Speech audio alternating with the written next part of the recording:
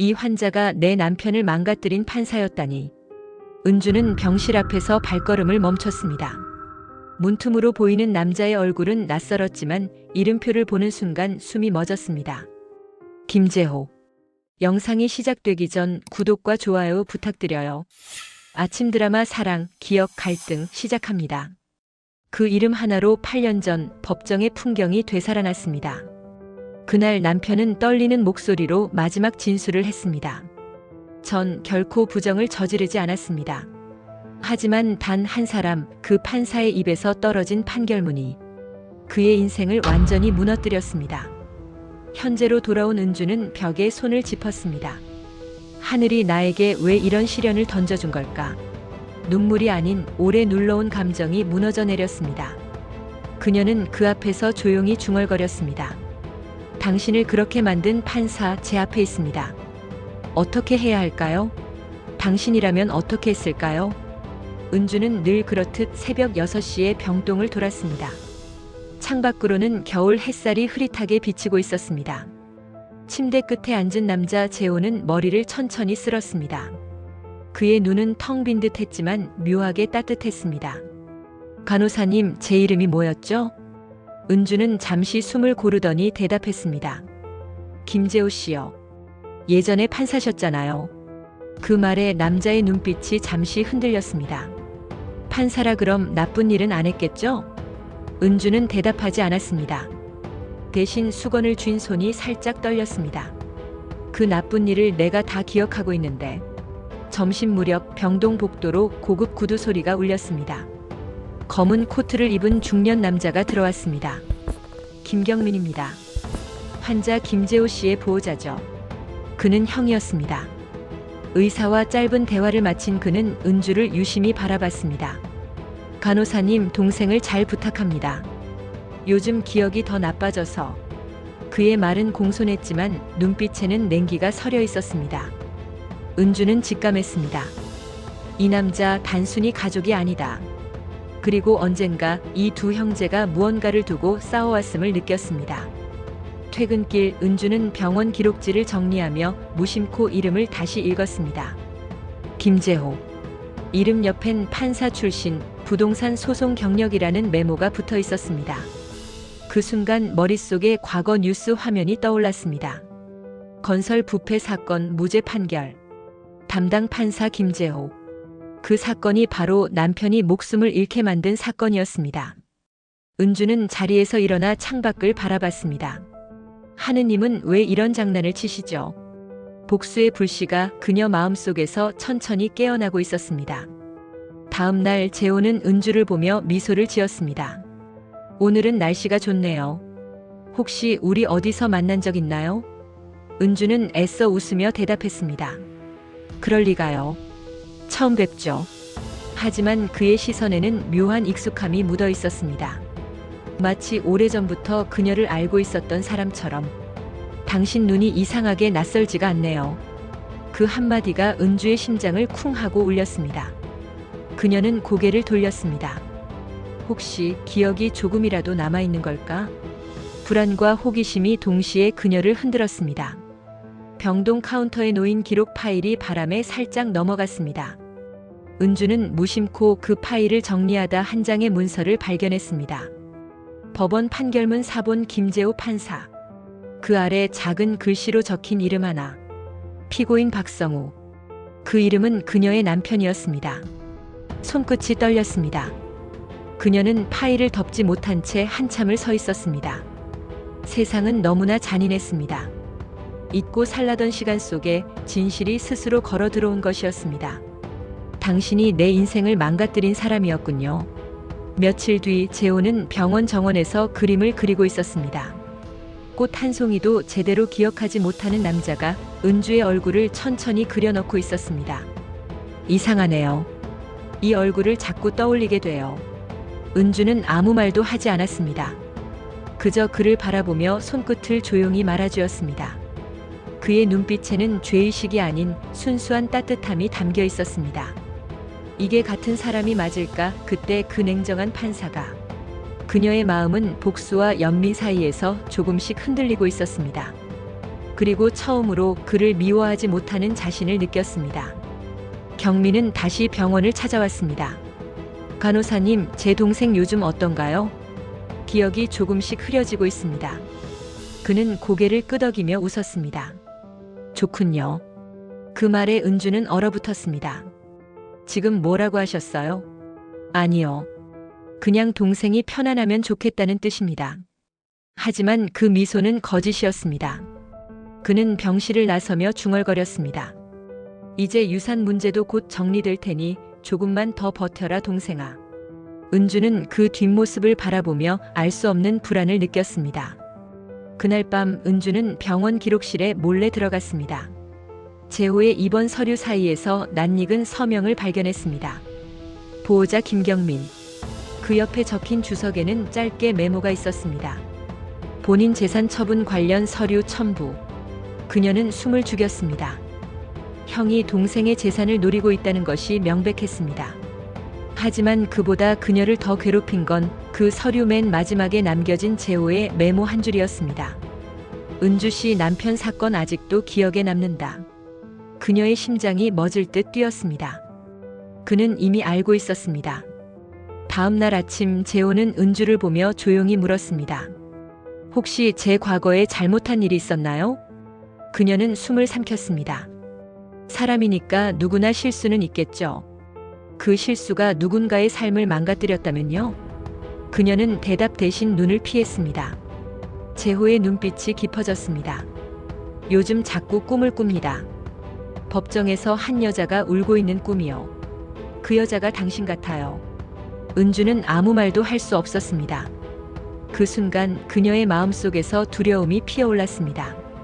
그가 기억을 되찾으면 나는 어떻게 해야 하지? 은주는 새벽마다 병실 창문을 열었습니다. 차가운 공기 사이로 희미한 햇살이 들어왔습니다.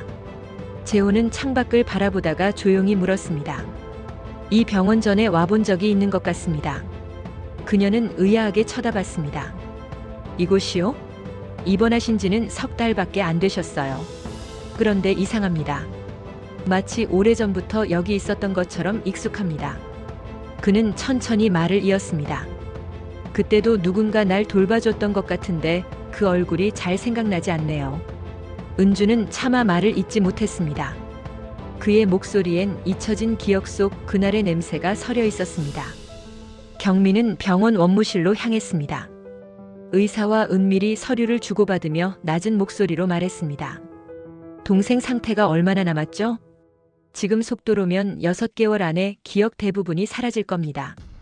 좋습니다. 그 전에 위임장만 확실히 받아두면 됩니다. 의사가 눈치를 보자 그는 돈 봉투를 밀었습니다. 그 사람은 어차피 아무것도 모를 겁니다. 그냥 형이 동생을 위해 정리해주는 거라 생각하세요. 밖에서 이 대화를 들은 은주의 손이 파르르 떨렸습니다. 저 사람 동생을 완전히 이용하려는 거야. 그날 밤 재호는 잠에서 깼습니다. 은주가 물수건으로 그의 이마를 닦고 있었습니다. 그가 나직이 말했습니다. 당신 목소리를 듣고 있으면 마음이 편해집니다. 그건 아마 제가 매일 돌봐드려서 그렇겠죠. 아니요. 익숙해서요. 마치 예전에도 이런 대화를 했던 것 같습니다. 그녀는 순간 말을 잃었습니다. 그의 눈에는 진심이 담겨 있었지만 그 진심은 너무 잔인했습니다. 당신이 내 남편을 그렇게 만들었는데 왜 내 마음이 이렇게 흔들리는 걸까? 퇴근하려던 은주는 병실 탁자 위에 놓인 종이를 발견했습니다. 재산 위임장 김재호 전 판사 서명 필요. 그 서류를 가져온 사람은 바로 경민이었습니다. 간호사님, 서류 좀 전달해 주시겠어요? 동생이 요즘 제 말을 잘 안 들어서요. 은주는 조용히 고개를 들었습니다. 이건 법적 효력이 큰 문서입니다. 직접 설명하시는 게 좋을 것 같아요. 그의 눈빛이 순간 싸늘해졌습니다. 간호사님, 너무 깊이 관여하지 마세요. 이건 가족 일입니다. 그녀는 그 말을 듣고 확신했습니다. 이건 가족의 일이 아니라 탐욕의 일이야. 재호는 밤마다 같은 꿈을 꾸었습니다. 법정 안 수많은 플래시 속에서 판결을 내리던 자신의 모습. 그 앞에는 울고 있는 여자가 있었습니다. 판사님, 제 남편은 죄가 없습니다. 그녀의 얼굴이 흐릿했지만 목소리는 생생했습니다. 그는 잠에서 깨어났습니다. 은주 씨, 나 혹시 당신을 어디서 본 적 있습니까? 그녀는 잠시 머뭇거리다 웃으며 대답했습니다. 그럴 리가요. 그건 그냥 꿈이에요. 하지만 그 순간 그녀의 손끝이 떨렸습니다. 그가 기억을 다 되찾으면 나는 그 앞에 설 수 있을까? 며칠 후 경미는 다시 병원을 찾아왔습니다. 이번엔 고가의 선물을 들고 나타났습니다. 간호사님, 수고가 많으시죠?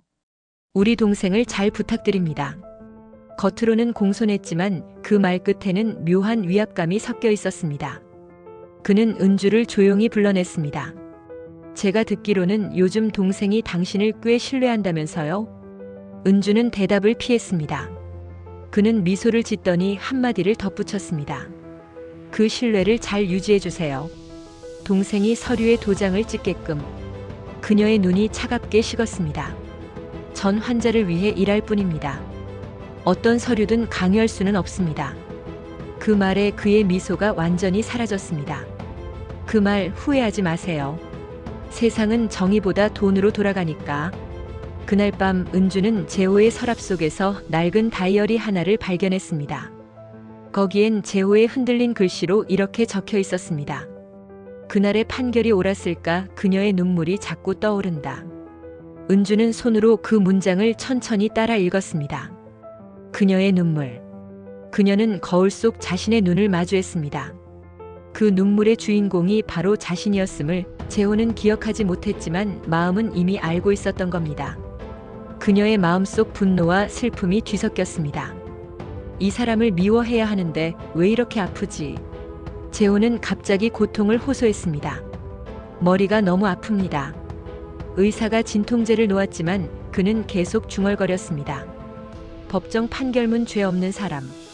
은주는 그의 손을 잡으며 속삭였습니다. 괜찮아요. 그냥 꿈이에요. 하지만 그는 그녀를 똑바로 바라봤습니다. 당신 목소리 내가 그때 들었어요. 그날 법정에서. 그녀는 숨이 멎는 듯 멈춰 섰습니다. 그는 흐릿한 기억 속에서 진실에 점점 다가가고 있었습니다. 이제 그가 모든 걸 떠올리면 우린 어디로 가게 될까? 며칠 후 재호는 은주에게 부탁했습니다. 혹시 나와 잠깐 밖에 나가주실 수 있나요? 둘은 병원 정원 벤치에 앉았습니다. 그는 하늘을 바라보며 조용히 말했습니다. 요즘 이상한 감정을 느낍니다. 누군가에게 용서를 빌고 싶고 누군가를 사랑하고 싶습니다. 은주는 고개를 숙였습니다. 혹시 그 누군가가 저인가요? 그는 잠시 침묵하다가 고개를 끄덕였습니다. 이상하죠? 난 당신을 알아야 할 이유가 없는데 당신을 볼 때마다 마음이 편안합니다.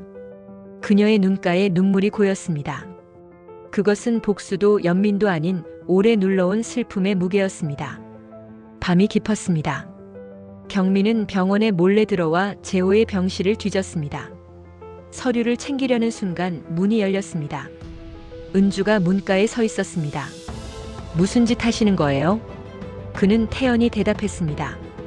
형이 동생 걸 챙기는 게 뭐가 잘못입니까? 그건 돌봄이 아니라 약탈이에요. 그는 비웃듯 고개를 저었습니다. 그 남자 당신한테 마음이 있는 거 알고 있습니다. 하지만 곧 기억을 다 잃을 겁니다. 그때 남는 건 돈뿐이에요. 은주는 차갑게 말했습니다. 돈보다 더 오래 남는 게 있습니다. 바로 양심이에요. 그리고 그날 밤 그녀는 결심했습니다. 이 싸움 내가 끝내야겠다. 다음 날 경미는 재호를 찾아와 서류를 내밀었습니다. 여기 도장만 찍으면 됩니다. 형이 알아서 정리할게요. 재호는 서류를 바라보다가 고개를 갸웃했습니다. 이건 뭔가요? 유언장 비슷한 겁니다. 내 이름으로 처리해두면 편합니다. 그때 병실 문이 열렸습니다. 은주가 들어왔습니다. 그 문서 제가 잠시 봐도 될까요? 경민이 막으려 했지만 재호가 허락했습니다. 은주는 서류를 펼쳤습니다.